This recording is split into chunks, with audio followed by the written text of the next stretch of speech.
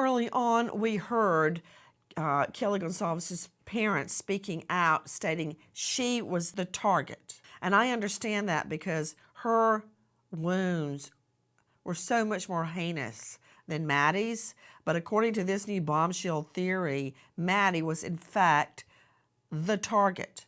Also, we are learning from Howard Blum's new book, When the Night Comes Falling, that there is blood evidence that Ethan Chapin jumped up and confronted Bryan Kohberger to protect his sweetheart, Xana Kernodle.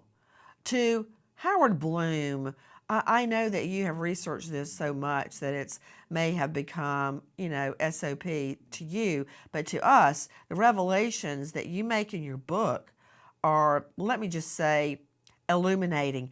Tell me the facts that support your theory that Ethan was stabbed as he was trying to protect Xana, and that after he attacked Ethan, he goes and says, "Don't worry, I'm here to help you," to Xana, and then kills her. What facts support your theory? Ethan coming up to confront Kohberger was testimony that was made to the grand jury. There's also evidence in the coroner's report that was shared at the grand jury that he was killed with one massive cut to his neck that caught his jugular vein. Has to Xana speaking out, first saying there's someone here, and then the assailant saying, "Don't worry, I've come to help you."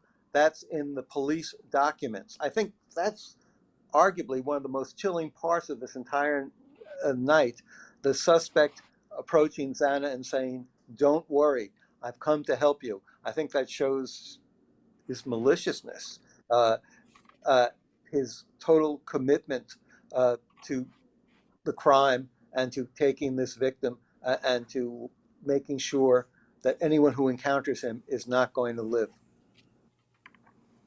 I'm looking at a picture right now of Ethan and Xana, and you go into each of the victims' backgrounds painstakingly.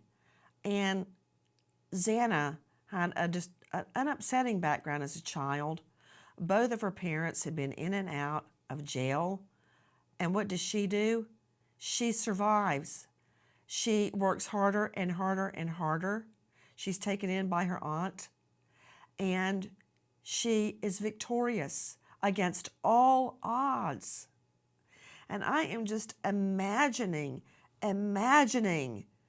Joe Scott Morgan, her lying there in bed with her sweetheart, Ethan. And, I think you were with us at some point at CrimeCon before last, Joe Scott, when I finally got to meet Ethan's mom, who is just amazing. No, you were not with us. But then later when you were speaking, she stood up and started talking and during your address.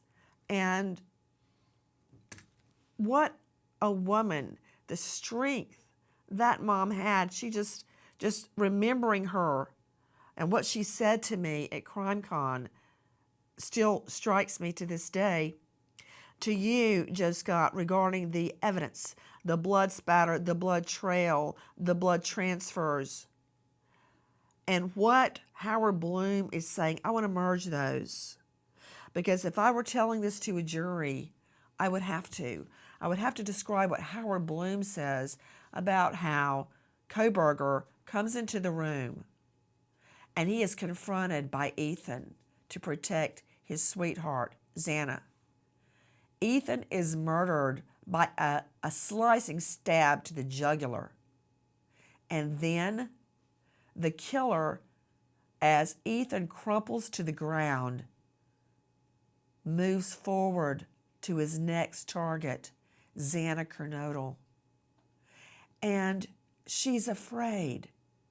And he says, "Don't worry, I'm here to help you."